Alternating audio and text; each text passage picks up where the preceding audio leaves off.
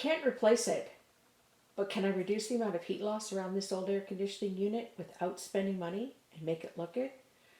Right now, there's a noticeable draft that must be stopped if I'm going to be able to enjoy this room. Hi, my name is Elizabeth. Welcome to my channel. This week, I work on this unit.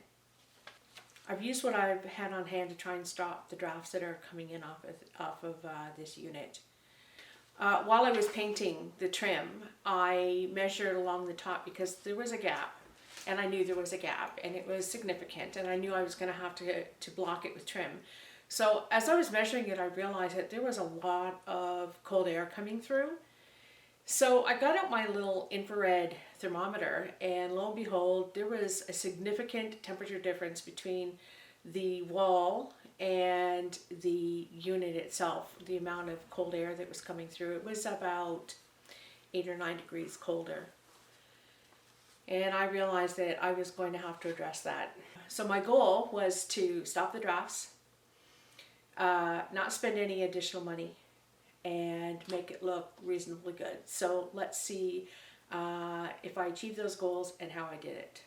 Along the top of the trim, the very top piece, behind it is a significant gap.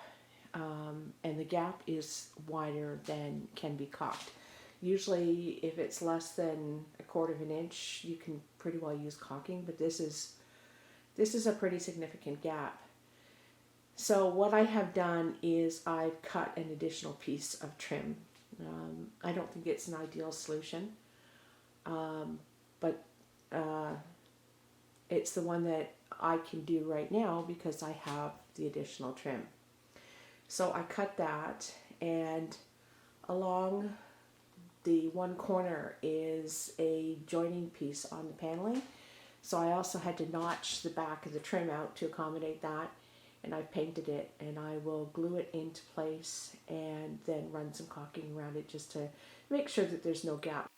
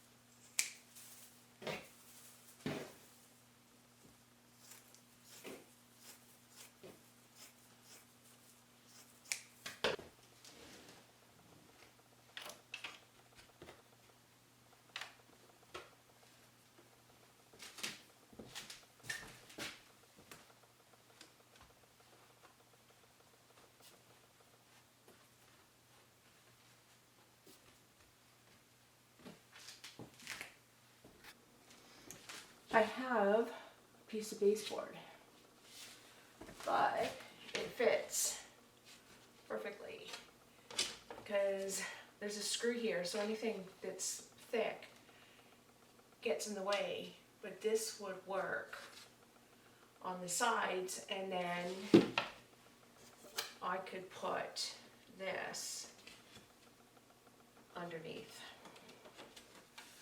and it leaves me with a little tiny hole here for some caulking. So I think that this is what I am going to do to see if I can stop all the gaps on this.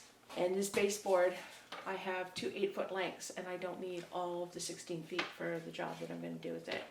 So this is a good use for something that I've already got. Let's get cutting and painting.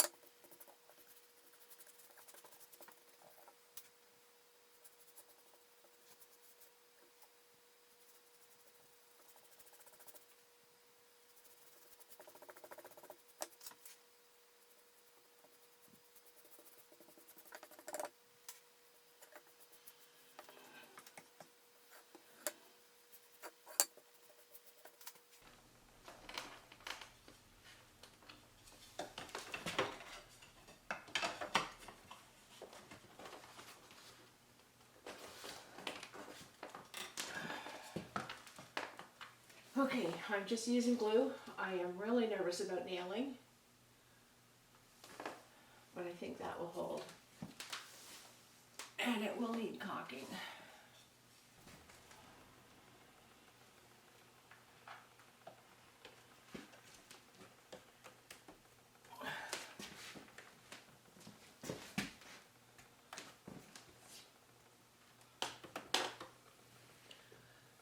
Well,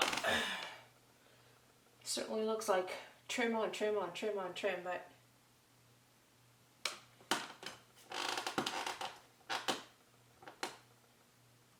I don't feel any drafts, and that's what counts. So I'll just nail this in at the top. I didn't use glue on this, it's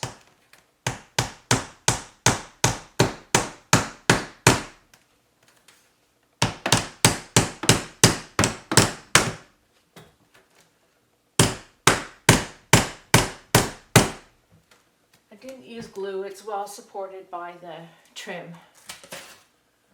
These ones I used glue because they didn't have anything to rest on, so it helped hold it in place while I was nailing.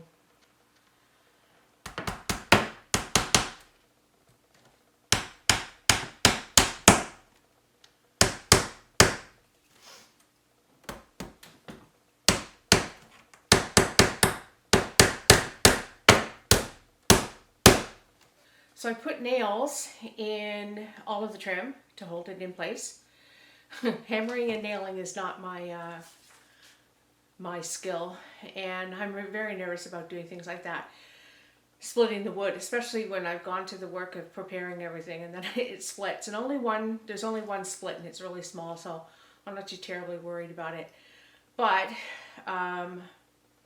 it's up, and that's what counts. I still need to do caulking around all of the edges. There's still a gap up here. It's a lot smaller and it needs caulking as well. I also need to do a second coat of paint.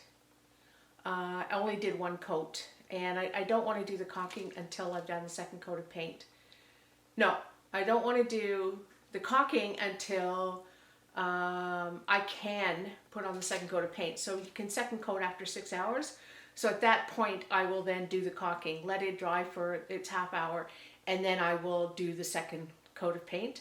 And at the same time, I'll cover all the nails so that you can't see them when I do the second coat of paint. So I'll put some filler on that before I paint it. But for now, I've done what I wanted, and that was to make this room more usable.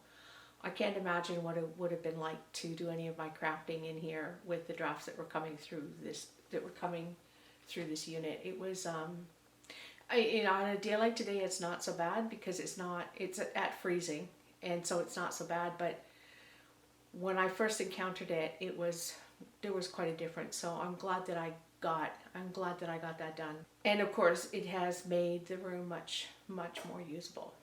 One of my goals while I was doing this was to spend no money. I experimented with a couple different ways of filling in the holes with materials that I had around, and finally landed on this one. And I'm pleased to say that I did not spend any additional money. I had all the materials on hand and used up pieces that I had purchased for other projects, or you buy something. I mean, construction is not made for little jobs. So, you buy a box of 3/4 inch nails to put some trim up, and you've got 560 nails.